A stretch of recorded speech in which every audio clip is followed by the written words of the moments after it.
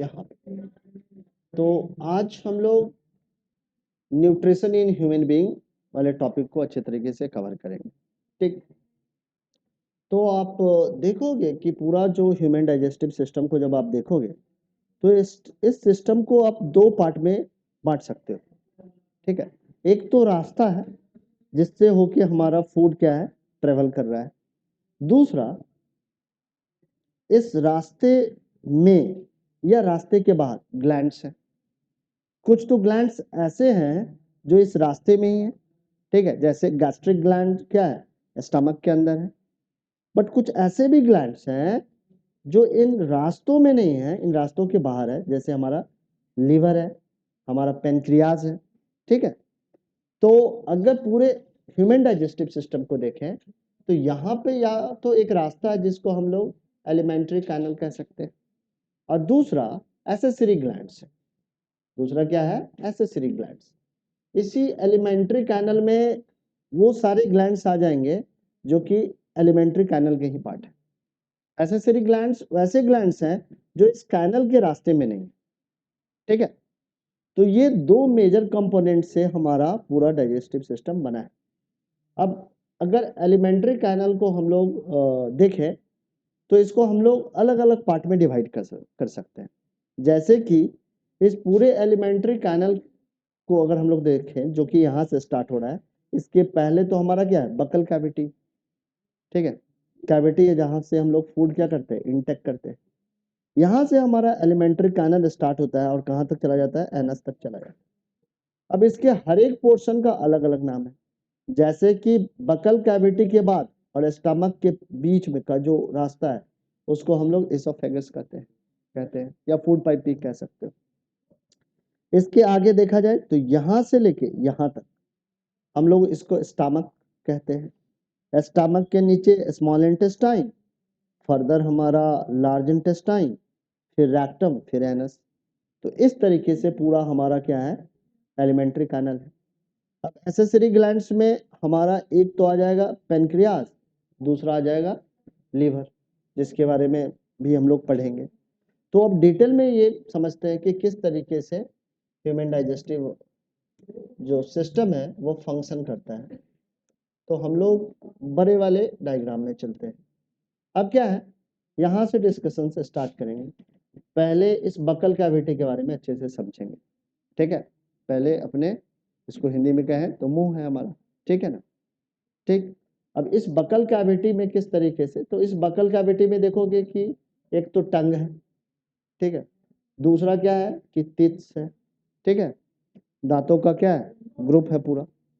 ठीक, और यहीं पे देखेंगे ऊपर में और नीचे में ऐसे करके यहाँ पे सिलेवरी ग्लैंड्स भी है जो कि सलाइवा का सेक्रेशन करता है। ठीक है, बातें समझ में आ रही है, आ जाइए प्रभु।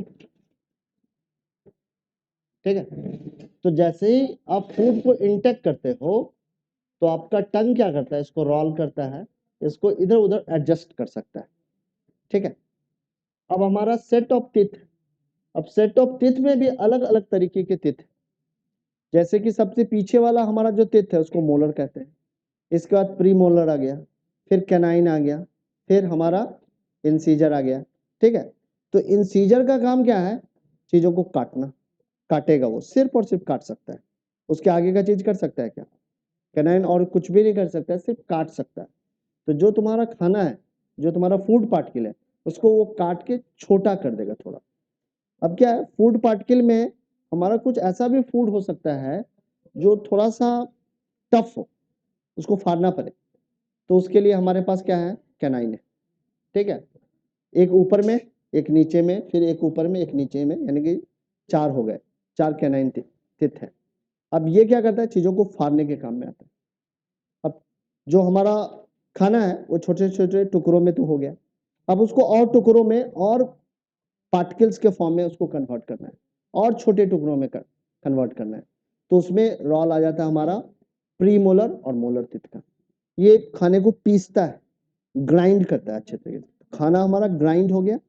ठीक है, ग्राइंड होने के बाद हमारा जो ये सिलेवरी ग्लैंड है ये हमारे नर्वस सिस्टम के कंट्रोल में होगा।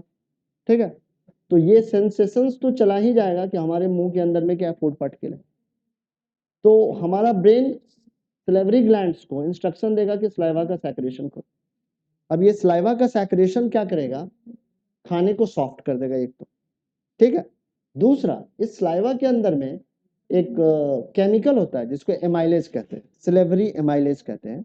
और ये सिलेवरी एमाइलेज खाने का के अंदर के स्टार्च को डाइजेस्ट करके शुगर में कन्वर्ट कर देगा। अब शुगर और स्टार्च दोनों ही कार्बोहाइड्रेट के ही फॉर्म है, ठीक है। ये कॉम्प्लेक्स फॉर्म है और ये हमारा क्या है, सिंपलर फॉर्म है। बट ऐसा नहीं होगा कि पूरा का पूरा स्टार्च यहीं पे डाइजेस्ट हो जाएगा, ठीक है। खाना हमारा सॉफ्ट हो चुका है और खाने के अंदर का जो स्टार्च है कंपोनेंट वो पार्शियली डाइजेस्ट हो चुका है। अब खाना हमारा जब इसको सॉलो करते हैं तो खाना हमारा इसोफेगस में आ जाता है, ठीक है।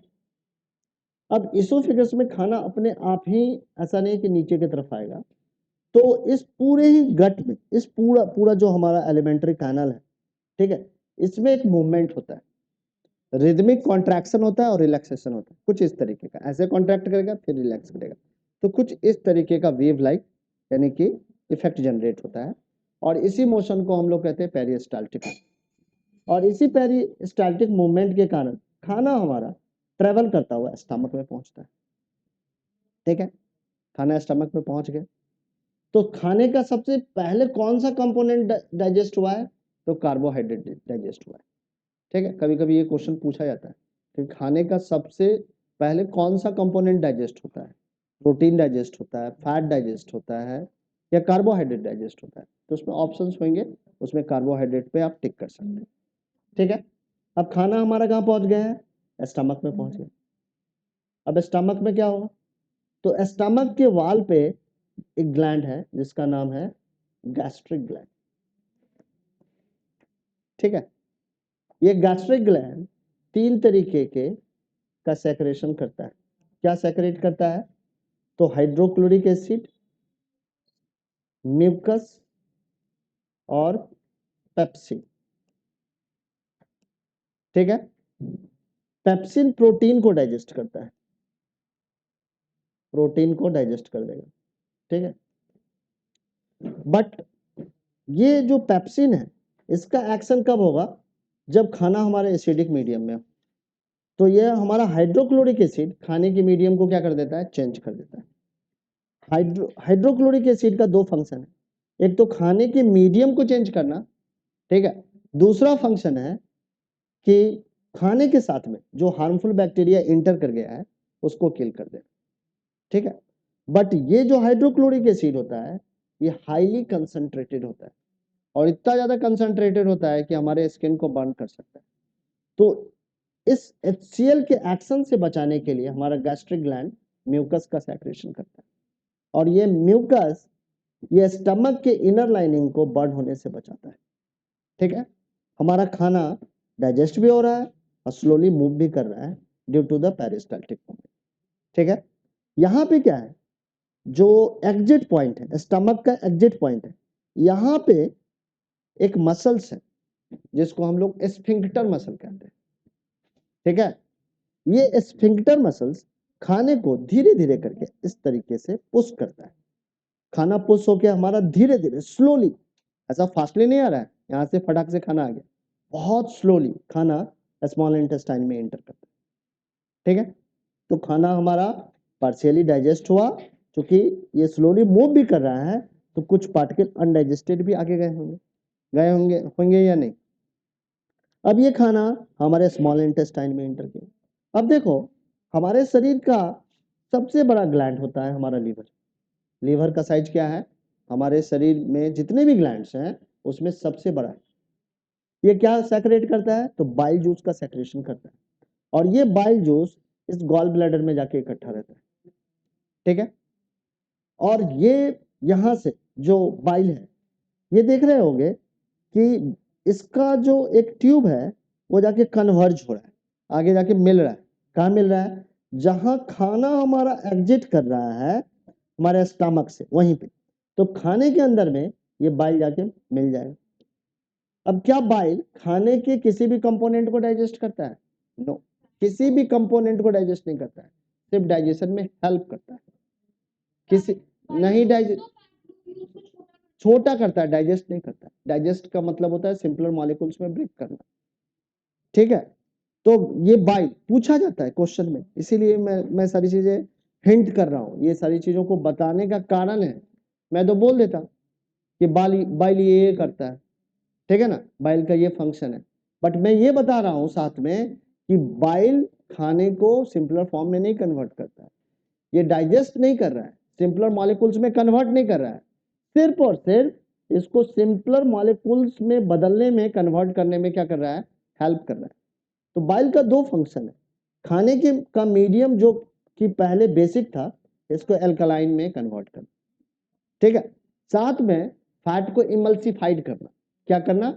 इमल्सिफाइड करना। इमल्सिफिकेशन का मतलब क्या है? जो फैट के लार्ज ग्लोबुल्स है उसको स्मॉलर ग्लोबुल्स में कन्वर्ट कर देता है। समझ में आई बात या नहीं आ रही है? आ रही है, ठीक है, नहीं कन्वर्ट कर देता है, ठीक है। इस फैट को हम लोग कहते हैं इमल्सिफाइड फैट। जो फैट हमारा स्मॉल ग्लोबुल्स में कन्वर्ट हुआ है वो अभी भी फैट है, फैट मॉलिक्यूल्स ही, ठीक है, बट वो अब हो चुका है इमल्सिफाइड, यानी कि जो उसका लार्ज ग्लोबुल्स था वो स्मॉल ग्लोबुल्स में कन्वर्ट हो चुका है, ठीक है।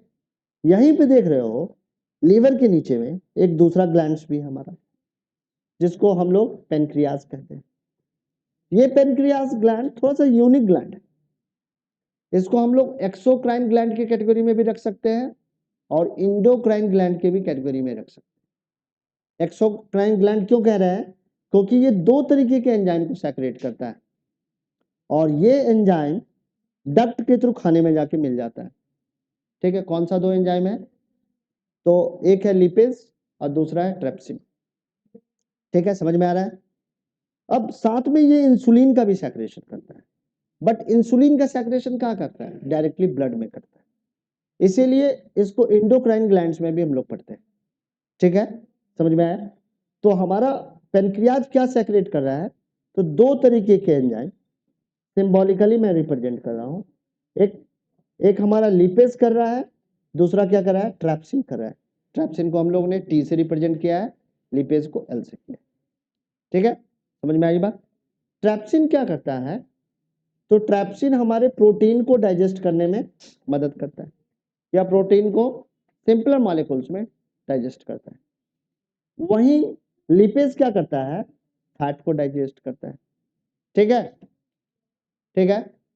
कहीं कहीं बुक में पेनक्रियाज में एमाइलेज का भी जिक्र है, बट अभी हम लोग, हाँ, एमाइलेज का भी जिक्र करता है, वहां पे लिखता है कि एमाइलेज का भी सेक्रेशन होता है, बट जो हमारी एनसीईआरटी बुक है वहां पे यही दो एंजाइम के बारे में लिखा हुआ, तो अभी हम लोग वहीं पे कंसंट्रेट करेंगे, देखेंगे 10 ईयर में क्या कुछ ऐसा एक्स्ट्रा इन्वॉल्वमेंट है, या जो जितना एनसीईआरटी बुक में मैसेज है, जो भी इंफॉर्मेशन है वो इनफ है, ठीक है। फिर देखेंगे इसमें और क्या ऐड कर सकते हैं। अभी चलते हैं ना आगे, अभी आगे पहुंचे कहाँ है? अभी खाने को तो आगे पहुंचने दो, कहानी आगे गई नहीं, पीछे की कहानी में सोच रहा हूँ आगे तक पहुंच जाए, ठीक है। तो हमारा ये जो पेनक्रियाज है वो क्या कर रहा है? खाने के दो कंपोनेंट को डाइजेस्ट कर रहा है, एक प्रोटीन है, दूसरा फैट। फैट को कौन डाइजेस्ट कर रहा है? तो लिपेज कर रहा है, और हमारा प्रोटीन को कौन कर रहा है? ट्रेप्सिन कर रहा है, ठीक है। खाना साथ में मूव भी कर रहा है, क्योंकि इस पूरे गट में क्या मूवमेंट हो रहा है, तो ऐसा तो नहीं होगा कि खाना, और ये थोड़ा सा ये बड़ा भी है कंपैरेटिव, क्यों? क्योंकि खाने को ट्रेवल करने में टाइम लगे, और टाइम लगेगा तो इसका कंप्लीटली क्या होगा? डाइजेशन भी होगा। अगर ये बहुत ज्यादा छोटा होता है इसके कंपैरिजन में ये काफी बड़ा है, छोटे एरिया में है बट बहुत ज्यादा क्वाइल्ड है, और लेंथ इसका क्या है? इन दोनों से को जोड़ दिया जाए तो उससे भी बड़ा है, ठीक है, समझ में आ रही है बात? ताकि खाने को पूरा टाइम मिल सके डाइजेस्ट होने के लिए। अब क्या है कि हमारे स्मॉल इंटेस्टाइन के वॉल पे ही इंटेस्टेनियल ग्लैंड्स होते हैं, और वो इंटेस्टेनियल ग्लैंड्स खाने को धीरे धीरे डाइजेस्ट कर रहे हैं, ठीक है, और खाना हमारा फाइनली कन्वर्ट हो जाता है। किस में कन्वर्ट होता है? तो प्रोटीन हमारा एमिनो एसिड में कन्वर्ट हो जाता है, प्रोटीन एमिनो एसिड में, फैट ग्लिसरीन और फैटी एसिड में कन्वर्ट हो जाता है, और हमारा प्रोटीन फैट और कार्बोहाइड्रेट किस में कन्वर्ट होगा, तो ग्लूकोज। ठीक है, तो इस तरीके से सारा का सारा खाना हमारा स्मॉल इंटेस्टाइन में जाके डाइजेस्ट होगा। ठीक है, अब क्या है, तो स्मॉल इंटेस्टाइन के वॉल पे ही एक फिंगर लाइक प्रोजेक्शन है जिसको कहते हैं विलाई। ये विलाई क्या है, प्लूरल फॉर्म है, इसका सिंगुलर क्या है, विलस। ठीक है ना, तो यहाँ पे क्या है, विलाई है। अब ये विलाई क्या है, तो फिंगर लाइक प्रोजेक्शन है, और इसमें ब्लड क्या होता है, भरा हुआ होता है, इस कारण से इसको कहते हैं ब्लड वेसल्स। ठीक है, जब खाना हमारा सिंपलर मॉलिक्यूल्स में डाइजेस्ट होगा तभी ये खाने को एब्जॉर्ब कर सकता है। ठीक है, इसके पहले अगर खाना यहाँ पर है भी अवेलेबल तो ये इस विलाई के थ्रू क्या होगा, एब्जॉर्ब नहीं होगा। ठीक है, समझ में आ रहा है, हाँ, यहीं पे रहना है दिमाग। आए क्यों भाई, दिन तो इतना सुहावना है, इतना अच्छा है, सब कुछ ठीक हो रहा है। हाँ, सो एंजॉय करो, सोना भी तो बहुत अच्छी बात है। दिन बहुत अच्छा है, कितना शानदार दिन बीता है। ठीक है, और अभी बीत भी रहा है, अभी तो क्या क्या आने वाला है, अभी 3-4 घंटों में कुछ हो सकता है, मिरेकल हो जाए लाइफ में। हाँ, क्या हो जाए क्या पता है, हाँ, अगले सेकंड क्या होना है नहीं मालूम है ना, तो अच्छा ये उम्मीद रखो। कहने का मतलब हो जाता है। ठीक है, तो अच्छा सोचो, चलो अब आगे बढ़ जाते हैं। तो यहाँ पे हमारा इस तरीके का विलाई होता है, और ये खाने को क्या कर लेता है, एब्जॉर्ब कर लेता है। अब खाना का जितना भी न्यूट्रिशन है ये हमारे ब्लड में आ गया। ब्लड हमारे सर्कुलेटरी सिस्टम में क्या कर रहा है, घूम रहा है, और यहाँ दे दो ध्यान, और घूम घूम के क्या कर रहा है काम, सेल तक जो भी चीजों की जरूरत है वहां तक उन सारी कंपोनेंट्स को पहुंचा रहा है। साथ में सेल के अंदर में जो भी वेस्ट मटेरियल बन रहा है उसको ले जाके एक्सक्रीटरी सिस्टम तक दे आ रहा है। तो यहाँ से जो विलाई में जो भी खाना एब्जॉर्ब हुआ है, यानी कि सिंपलर मॉलिक्यूल जो भी एब्जॉर्ब हुआ है, ये अब हमारे हर एक सेल तक पहुंच जाएगा। अब हमारा पूरा का पूरा खाना तो डाइजेस्ट नहीं हो गया होगा, कुछ अनडाइजेस्टेड मटेरियल भी बच गए होंगे। तो अनडाइजेस्टेड मटेरियल यहां से क्या करेगा, स्मॉल इंटेस्टाइन से लार्ज इंटेस्टाइन में इंटर करेगा। ठीक है, इंटर कर गया। अब क्या है, ये जो अनडाइजेस्टेड वेस्ट है इसके अंदर में कुछ सॉल्ट भी होते हैं, एक्सेसिव वाटर भी होता है। ठीक है, तो ये वाटर को क्या कर लेता है, हमारा लार्ज इंटेस्टाइन एब्जॉर्ब कर लेता है। ठीक है, एसेंशियल सॉल्ट्स को भी एब्जॉर्ब कर लेता है। अब अनडाइजेस्टेड जो फूड है या वेस्ट मटेरियल है वो हमारे रेक्टम में क्या है, स्टोर रहता है, और एनएस से बाहर आ जाता है। एनएस में भी हमारा क्या है, स्फिंक्टर मसल से अवेलेबल होता है। तो इस तरीके से ह्यूमन बीइंग में सारा का सारा खाना क्या है, डाइजेस्ट होता है। समझ में आ गया, हाँ अभी, हाँ बिल्कुल बिल्कुल बिल्कुल, बहुत अच्छा सजेशन है, सही बात है। चलो, तो यहाँ तक हम लोगों ने पूरा का पूरा न्यूट्रिशन कवर कर लिया। ठीक है, अब आगे बढ़ते हुए